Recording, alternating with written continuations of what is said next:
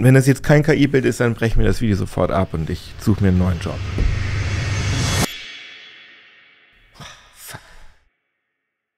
Guck mal hier, dieses Bild ist gar nicht echt. Und jetzt sagt ihr, na klar, KI-Bilder, erkennt doch jeder. Hier sieht man doch auch, dass das Pedal total kaputt ist. Ja, easy, easy. Ich weiß, dass es eigentlich leicht war, zumindest KI-Bilder zu erkennen. Aber guckt euch das hier mal an. Das wird dann nämlich schon schwieriger. Und ich persönlich glaube auch ganz fest daran, dass ich super gut und super einfach erkennen kann, ob ein Bild echt ist, also mit einer Kamera fotografiert oder eben, ob es KI generiert ist. Also auch nach diesem großen Update der Bildfunktion in ChatGPT, also dieses GPT-VO, mit dem jetzt alle ihre Actionfiguren, Packs generieren und Studio Ghibli-Bilder, bin ich mir trotzdem noch ziemlich sicher, dass ich das erkenne. Aber das kann man natürlich immer ganz leicht behaupten. Deswegen hat mein Kollege Lukas mir jetzt ein Quiz gebaut mit 15 KI-Bildern, die er selbst mit ChatGPT, also genauer gesagt mit dem neuen GPT-4o-Modell generieren lassen hat, und 5 Bilder, die er entweder selbst fotografiert hat oder aus so einer Stockfotodatenbank geholt hat. Und dieses Quiz machen wir jetzt mal zusammen, also wenn ihr Lust habt. Das können wir nämlich tatsächlich auch gemeinsam machen. Also bevor wir jedes Bild auflösen, habt ihr auch immer 5 Sekunden Zeit, um selbst zu überlegen, ob das KI ist oder echt, und euer Ergebnis könnt ihr dann gerne in die Kommentare schreiben. Und zum Schluss des Videos gibt es noch ein paar ganz konkrete Tipps, worauf man achten muss, um KI-Bilder zu erkennen. Und 2 Tools zum KI-Foto erkennen haben wir auch noch getestet. Bleibt dran. Liebe Hackerin...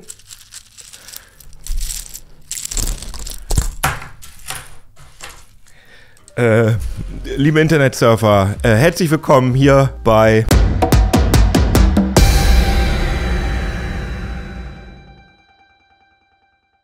Ja, aber manchmal stößt man auf KI-Dienste, zum Beispiel welche für Bild- oder Videogenerierung, die nur aus bestimmten Ländern funktionieren, zum Beispiel aus den USA. Und da kommt NordVPN ins Spiel, die sponsern dieses Video. NordVPN hat Server in 118 Ländern und in jedes davon könnt ihr euch einfach reintunneln. Dann denkt der Server, ihr seid vor Ort. Sinnvoll ist das nicht nur für hierzulande nicht erhältliche Produkte, sondern zum Beispiel auch für Streaming-Dienste, die haben ja je nach Land unterschiedliche Angebote. Ja, und NordVPN ist auch sicher, ja sogar quantensicher, sagt NordVPN, also gegen Angriffe von künftigen Quantencomputern geschützt. Und es werden keinerlei Logdateien gespeichert. Das wurde jetzt zum 5. Mal in einem unabhängigen Audit bestätigt, diesmal von Deloitte. Außerdem gibt es sinnvolle Sicherheitsfeatures, zum Beispiel eine Fake-Shop-Erkennung im Bedrohungsschutz Pro. Probiert NordVPN doch mal aus mit unserem Code CT3003 auf nordvpn.com/CT3003 bekommt ihr 4 Monate aufs 2-Jahres-Abo obendrauf und natürlich alles risikofrei mit 30 Tagen Geld-Zurück-Garantie. Link ist in der Beschreibung. Werbung Ende. Also es sind jetzt 15 KI-Bilder und 5 echte. Also es könnte sein, dass ich vielleicht einen Fehler mache, aber ich glaube, dass ich die anderen alle erkenne. Ich bin sehr gespannt, muss ich ganz ehrlich sagen.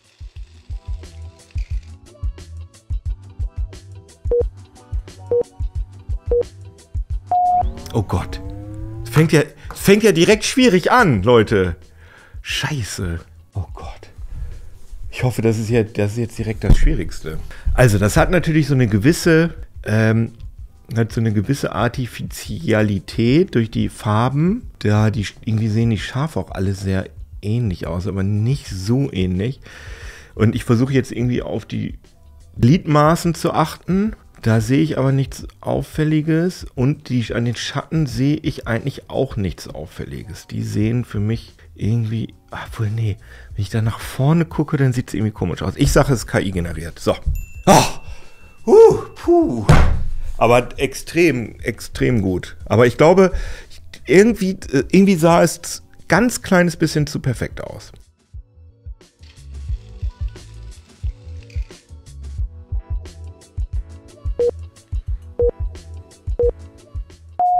Ja, da müssen wir gar nicht drüber diskutieren. Oder doch? Okay, die Frau hat 5 Finger an jeder Hand. Die Banane, ja, wir haben da ist so eine ganz komische Unschärfe am oberen Teil der Banane. Irgendwas stimmt da nicht. Auch der Hintergrund ist so komisch. Der ist zu unscharf. Ich meine, die Zähne sind schön unperfekt. Das ist natürlich eigentlich was gegen KI spricht. Ich sag auch KI.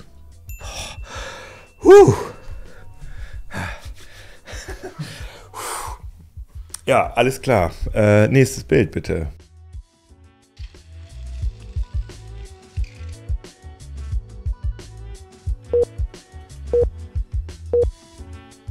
Oh ja, nee, da noch nicht direkt auflösen, aber ich sage sofort, das ist kein KI-Bild, weil es so schön unperfekt aussieht. Ich vermute auch, dass das ein Bild ist, das Lukas selbst gemacht hat, weil es ist komisch belichtet.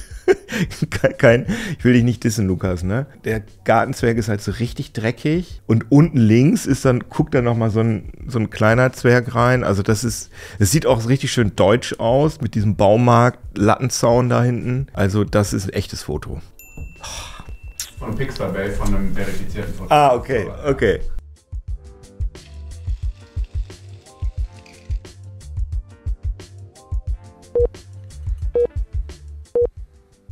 Okay, Leute, da brauche ich gar nicht drüber diskutieren. Also ich kann jetzt schlecht sagen, warum, aber es ist zu 1000% ein KI-Bild, weil es eben diese artifizielle Comichaftigkeit, auch der Hund, der sieht nicht echt aus, sondern der sieht aus, als wäre der geairbrushed oder gerendert oder so. Und die Felge da unten sieht irgendwie komisch aus. Die Straße sieht auch komisch aus, als wäre die so ein bisschen schief. Also auf jeden Fall ist ein KI-Bild. Das hätte mich jetzt wirklich umgehauen.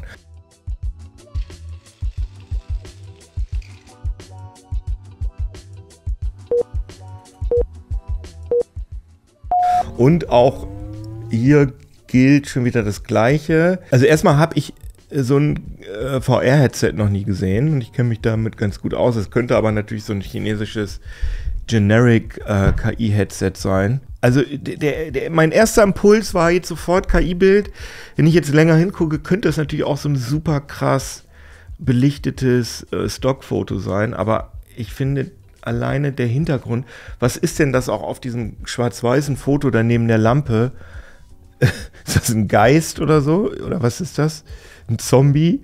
Das ist irgendwie auch kein Bild, was Oma da auf dem Tisch hat. Und auch die Lampe sieht falsch aus. Und ich finde auch die Falten von ihr sind nicht richtig. Das ist ein KI-Bild.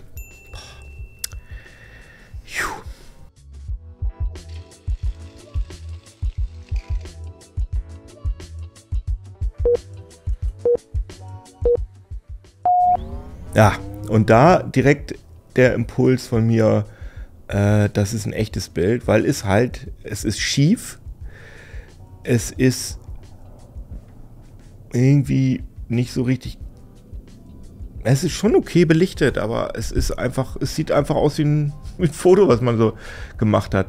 Ist natürlich wirklich bei dem Foto schwierig, weil es eine Langzeitbelichtung ist. Das heißt, die Person in der Mitte rechts, der fehlt ein Bein und auch daneben, das sind halt so Sachen, die durch KI halt passieren, aber ich denke, das ist einfach dem geschuldet, dass das eine Langzeitbelichtung ist. Wenn ich mir allerdings die Fenster und dieses Gebäude da hinten angucke, also ich sage, es ist ein echtes Bild. Entschuldigung. Es war mal ein echtes Bild. Dann habe ich ChatGPT gesagt, schreib mir einen Prompt, der dieses Bild so gut beschreibt wie möglich. Und dann habe ich den Prompt in ChatGPT, also in Sora reingeschrieben und dann das Test daraus gemacht. Einen Fehler habe ich prognostiziert, ne, wenn ich das einmal sagen darf. Okay, nächstes.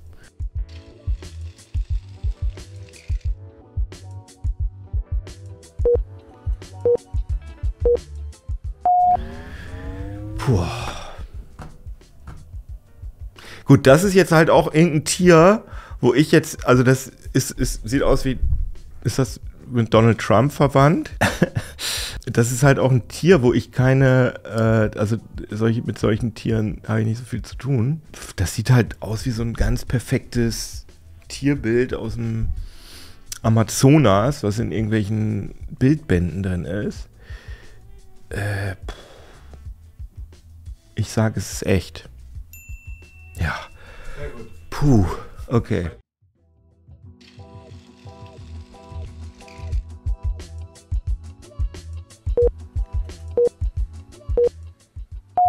Ja, okay, das ist... Boah, ey, Lukas, wirklich herzlichen Glückwunsch. Das sind gut ausgewählte Bilder. Also das sieht natürlich extrem Stockfoto, LinkedIn, Motivationsbild-Shit-mäßig aus. Es sieht nicht falsch aus. Also ich finde interessant, dass diese Slackline, die sieht physikalisch recht korrekt aus, auch wie die sich da um den Baum bindet. Es ist so ein Lederfetzen, der da an der Tasche dran hängt, der eigentlich untypisch ist für solche KI-generierten Sachen. Aber der Hintergrund hat so eine perfekte Unschärfe und so eine uniforme Belichtung. Also der Hintergrund deutet auf mich eigentlich auf ein KI-generiertes Bild hin, aber der Vordergrund ist so gut irgendwie. Ich sag echtes Bild. Ach, fuck. Okay, zweiter Fehler.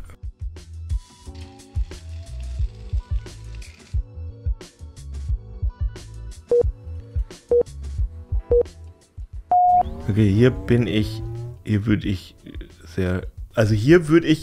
das ist aber auch krass, das sieht alles sehr echt aus, aber der von sein linker Schuh sieht aus wie irgendwas, was nicht aussieht wie ein Schuh, und die Socken auch nicht. Also die an den Füßen, also wenn die Füße abgeschnitten gewesen wären, dann hätte ich gesagt, ist ein echtes Foto, aber an den Füßen erkenne ich, es KI generiert.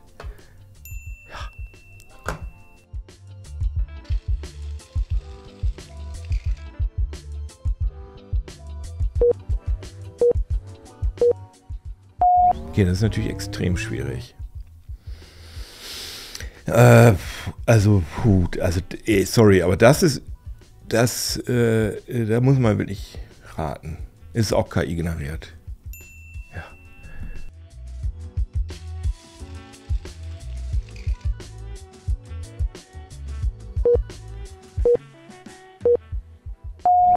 Das ist interessant, weil, kann man da sehen, was da drauf steht? Nee. Also die U-Bahn sieht nicht aus wie irgendeine U-Bahn, die ich schon mal gesehen habe. Und die Anzeigetafel, ich sag, das ist ein echtes Bild. Ja.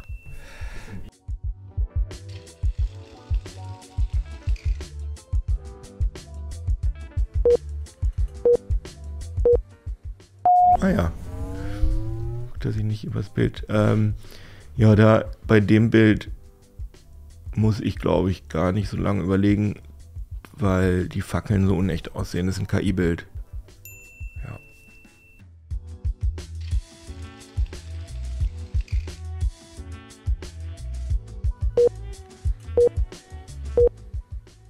Okay. Ja, und da muss ich auch gar nicht so lange überlegen, dass man kann schon auf diesen Büchern erkennen, dass das keine richtigen Buchstaben sind, sondern dass das so komisches Gematsche ist da hinten. Und auch der Bodenbelag sieht komisch aus, der Schattenwurf sieht komisch aus. Das ist auf jeden Fall KI. Ja.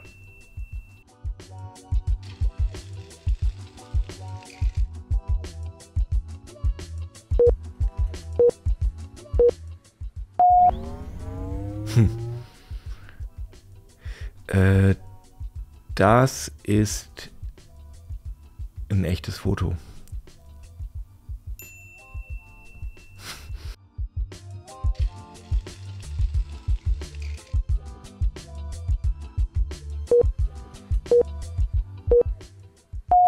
Das ist natürlich auch, das ist ein sehr typisches Stockfoto. Der Filzhut, ist das also mit Joseph Beuys zu tun? Also der Filzhut sieht sehr echt aus, aber es sieht alles echt aus, aber es ist auch zu perfekt. Und ich finde dieser Bruchrand des Eis, da ist irgendwas komisch. Das ist KI generiert.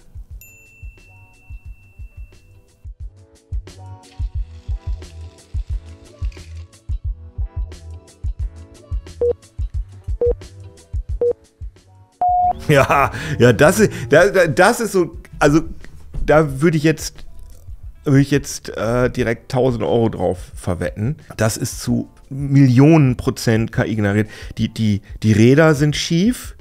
Diese typischen krassen Gesichtsausdrücke. Die Wand ist auch so krass uniform vollgesprayt. Das ist ja so ein ganz kleines Skateboard. Also das ist von der von den Größenverhältnissen ist das irgendwie auch falsch. Also die Beinhaltung von dem hinteren Bein ist falsch. Also es ist zu, wenn das jetzt kein KI-Bild ist, dann brechen wir das Video sofort ab und ich suche mir einen neuen Job.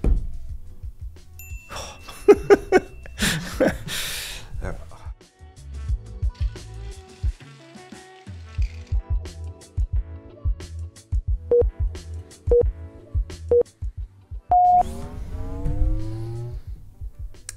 Das ist auch sehr sicher ein KI-Bild. Lasst mich einmal ausreden.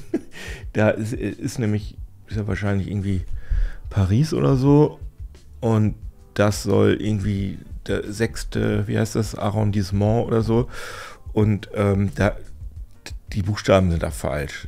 Also und auch dieses Le Rêve de Camille, die Buchstaben sind auch, die sind schief und die sehen nicht echt aus. Ich finde allerdings, und auch dieses Aufgemalte auf dem Schaufenster sieht auch fake aus. Also das ist auch zu 100% ein KI-Bild.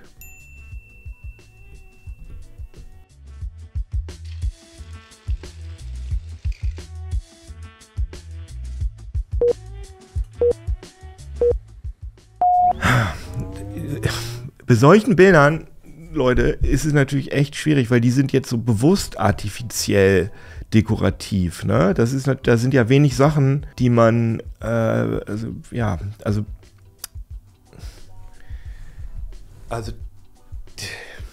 ich muss mich ja festlegen, ne? Also das kann halt beides sein. Also da erkenne ich jetzt keine typischen KI-Sachen, aber es sieht halt einfach artifiziell aus. Und ich meine, so kann man natürlich aber auch ein echtes Bild stilisieren, aber ich sage einfach mal KI-Bild. Okay, next.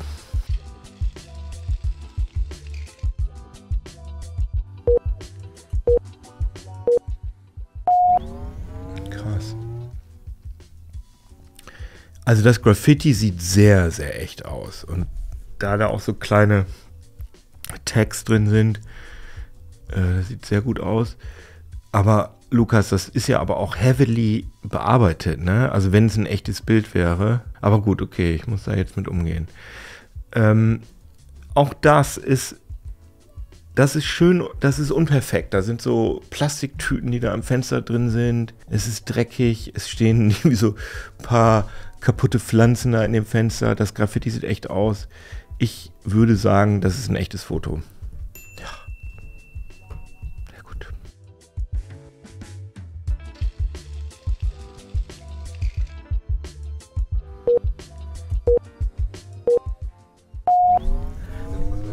Ah ja, okay. Das ist zu einem hohen... Das ist einfach, es ist einfach ein wahnsinnig perfektes Bild, wo alle goldener Schnitt und alles stimmt. Das ist, und also der Mann sieht gut aus, aber die Bienen sind zu groß und zu scharf zum Teil. Ist auch ein KI-Bild. Ja. 2 falsch? 2 falsch. Okay, ja gut. Ich habe echt Angst gehabt, mich hier zu blamieren. Ich habe gesagt, dass ich 1 nicht erkenne. Ich habe jetzt 2 Fehler gemacht, aber bei 20 Bildern kann ich mit leben. Aber auf jeden Fall erstaunlich gut ausgewählt und ich denke, in einem Jahr wird mir das nicht mehr so leicht fallen. Dann können wir das ja nochmal ausprobieren, ob das in einem Jahr immer noch so gut funktioniert. Ja, und ihr habt ja in meinen Erklärungen auch schon ein paar Sachen gesehen, worauf ich geachtet habe in den Fotos. Wir haben jetzt noch ein paar Tipps und Tricks zusammengestellt, mit denen ihr einigermaßen zuverlässig KI-generierte Bilder erkennen könnt, auch wenn die auf den ersten Blick natürlich fotorealistisch wirken. Und es gibt ja auch inzwischen viele Tools, die KI-generierte Bilder erkennen können. Um Bilder kostenfrei und ohne Anmeldung zu überprüfen, könnt ihr zum Beispiel Illuminati verwenden. Da ladet ihr ein Bild hoch und bekommt dann die Wahrscheinlichkeit angezeigt, ob das jetzt KI ist oder nicht. Allerdings hat das Tool so seine Problemchen mit den neuen Bildern von GPT-4o, also den Bildern aus ChatGPT. Mit dem kostenpflichtigen Tool AI or Not, knapp 90% der Bilder aus ChatGPT hat AI or Not richtig als KI generiert erkannt. Bei einigen Bildern hatte das Tool aber auch seine Probleme. Ja, also dafür kostet kostet dieses Tool aber allerdings auch $9 pro Monat oder $60 im Jahr. Gibt dafür aber auch sogar eine Anzeige, mit welchem KI-Modell das Bild wahrscheinlich erstellt wurde. Das neue Modell von ChatGPT, GPT-4o, ist allerdings bei AI or Not noch nicht integriert. Das heißt, die Bilder werden zwar als KI generiert erkannt, aber es wird noch nicht angezeigt, was das für ein Modell ist. Aber generell, und das ist auch noch ein weiterer Tipp, kann sich das auch lohnen, einfach die Datei sich mal anzugucken. Da ist nämlich in den Metadaten, steht da zum Beispiel drin, dass das Bild direkt aus einer Kamera kommt. Da steht da also zum Beispiel das Kameramodell oder auch das Objektiv oder so. Und wenn es in Sora generiert wurde, ist das auch in den Metadaten vermerkt. Wenn man allerdings über ChatGPT generiert, das ist ja die gleiche Engine, steht leider nichts drin. Das kann man natürlich, wenn man manipulieren will, kann man es natürlich ändern, aber da kann man auf jeden Fall auch mal reingucken. Ja, aber auch, wie gesagt, ohne solche Tools habt ihr zurzeit noch ganz gute Möglichkeiten, KI-Bilder zu erkennen. Hat ja bei mir auch einigermaßen geklappt. Also ein Indikator ist auf jeden Fall schon mal ganz stumpf, dass ein Bild eine Situation zeigt, die total absurd ist. Also wie hier zum Beispiel dieses Bild aus ChatGPT, das Donald Trump und Elon Musk auf einer Studierendenparty zeigt. Denn klar, schaut man auf die Quelle und verwendet die Google-Bilder-Rückwärtssuche. Und bei so einem Bild, für das sich ja auch sehr wahrscheinlich sehr viele Leute interessieren, wenn man da dann die Google-Bilder-Rückwärtssuche verwendet und dann gar nichts findet oder nur sehr vereinzelte, dann ist das auch ein Indikator dafür, dass das KI generiert ist. Zum Vergleich, wenn ihr ein Foto von dieser Tesla-Verkaufsshow vor dem Weißen Haus da reinkopiert, bekommt ihr Ergebnisse von ganz unterschiedlichen Webseiten, also Nachrichtenseiten oder Reddit oder Social Media. Und da seht ihr auch, dass solche Momente, die vielleicht im ersten Moment auch etwas unglaubwürdig wirken, aber dadurch natürlich auch eine hohe Newswertigkeit haben, weil es eben was Interessantes zeigt, da findet ihr dann auch Fotos aus unterschiedlichen Blickrichtungen, weil da natürlich viele Fotografen waren und das fotografiert haben. Also gibt es diesen Moment aus unterschiedlichen Winkeln und das ist dann auf jeden Fall ein Indikator dafür, dass diese Situation wirklich passiert ist. Kann man natürlich auch alles fälschen, aber ist auf jeden Fall ein Indikator dafür. Was auch noch hilfreich ist, ist auf die Anatomie zu achten. Das hatten wir auch gerade einmal bei dem Skater, dass das eine Bein nicht so richtig aussah. Also klar, so aktuelle Bildgeneratoren machen jetzt keine so groben Fehler mehr, wie noch vor einem Jahr oder so, wo die Personen auf den Bildern ständig 6 Finger an der Hand hatten und so weiter. Das kommt zwar auch noch vor, aber bei weitem nicht mehr so wie früher. Aber es gibt halt doch noch so Ungenauigkeiten. Also so verzerrte Körperproportionen sind da dann doch noch recht häufig. Bei den Beispielen, die wir hatten, fand ich es fast noch wichtiger, das Licht bzw. der Schatten und die Reflexionen. Die sind in KI-Bildern oft ein bisschen falsch. Achtet da mal drauf, ob die Schatten alle in die gleiche Richtung fallen. Beim echten Foto kommt das Licht normalerweise aus einer oder halt anderen, zumindest nachvollziehbaren Richtungen. Zwar schafft auch ChatGPT beim Bilderstellen mittlerweile relativ authentische Schatten und Lichtführungen. Also das sind jetzt mehr die kleinen Details, auf die ihr da achten müsst. Also hier fällt die Sonne zum Beispiel eigentlich in einem 90-Grad-Winkel auf den Boden. Die meisten Schatten geben das auch gut wieder, aber das Gesicht müsste deutlich heller sein und eben keine schattigen Flächen haben. Das ist generell sinnvoll, immer auf die Beleuchtung von Gesichtern zu achten. Wenn die super hell sind, muss es ja irgendwie eine Lampe geben, die dann auch wieder einen Schatten werfen sollte, was sie dann bei KI-Bildern manchmal nicht tut. Und das ist vermutlich auch das, was ich gerade bei der Erkennung der KI-Bilder so als, sieht irgendwas irgendwie komisch aus, also unterbewusst wahrscheinlich auch, ob die Lichtführung realistisch ist. Und wenn sie das eben nicht ist, dann denkt man so, irgendwie sieht das echt aus, aber irgendwas ist da falsch und das ist es dann meistens, was so ein KI-Bild dann verrät. Das gleiche gilt auch für Reflexionen. Auf spiegelnden Oberflächen wie Glas, Metall oder Wasser müsste sich ja eigentlich die Umgebung realistisch widerspiegeln. Aber bei KI-Bildern passen die Spiegelbilder oft nicht zum Objekt. Es spiegelt sich dann plötzlich ein ganz anderer Gesichtsausdruck oder sogar eine ganz andere Person im Spiegel oder es fehlen die kleinen Lichtreflexionen in den Augen, die sogenannten Catchlights, oder die sind in beiden Augen genau gleich, was bei echtem asymmetrischen Licht eigentlich nie vorkommt. Was mir auch oft auffällt, ist die seltsame Schärfentiefe. Schaut mal, ob der Fokus und die Unschärfe im Bild wirklich zusammenpassen. Wir hatten ja das Bild mit der Banane, wo die Banane oben eigentlich auf der gleichen Ebene wie eine Stelle im Gesicht war, aber das Gesicht war scharf und die Banane nicht und das ist eigentlich unwahrscheinlich. Und schaut einfach mal, ob der Fokus und die Unschärfe im Bild wirklich zusammenpassen. KI macht auch oft so total, das haben wir auch in einem Beispiel gesehen, macht oft so total übertriebene Bokeh-Effekte, also dieser schöne, unscharfe Hintergrund oder auch unsaubere Ränder, wie so ein Heiligenschein um Personen rum. Das deutet halt auch auf KI hin. Der Hintergrund ist generell so ein Ding, die KI konzentriert sich ja meistens auf das Hauptmotiv und im Hintergrund passieren dann merkwürdige Sachen, wie mit dem Schwarz-Weiß-Bild da bei der Oma. Da seht ihr dann unscharfe Menschen oder Objekte, die grotesk aussehen, die irgendwie falsch sind, zum Beispiel Passanten ohne Gesicht oder Straßenschilder mit komplett wirren Formen. Ja, und wenn ein Bild angeblich einen realen Ort zeigt, wie hier das Pentagon, dann prüft doch kurz, ob die Umgebung wirklich so aussieht, weil KI-Bilder machen ja oft die Fehler, wie hier bei diesem Fake-Foto von einer Explosion am Pentagon, wo das Gebäude und die Umgebung eben nicht genauso wie in echt aussehen. Achtet auch auf die Perspektive und die Physik. Manchmal passen die Größenverhältnisse nicht zusammen. Der Hintergrund ist viel zu klein und zu groß im Vergleich zur Person, wie bei dem Skateboard. Oder die Perspektive widerspricht sich selbst. Und schließlich schaut auf den Gesamtkontext und die Logik. Fragt euch, ob alle Elemente im Bild sinnvoll zusammenpassen. KI erzeugt manchmal surreale Details. Zum Beispiel eine Polizistin, die mitten im Einsatz fröhlich lächelt oder Fahrzeuge ohne Räder. Und jede solche logische Unstimmigkeit, wie auch fehlende Reaktionen der Umgebung auf ein wichtiges Ereignis, kann euch helfen, das Bild als künstlich zu entlarven. Und was wir auch gerade bei dem Test gemerkt haben,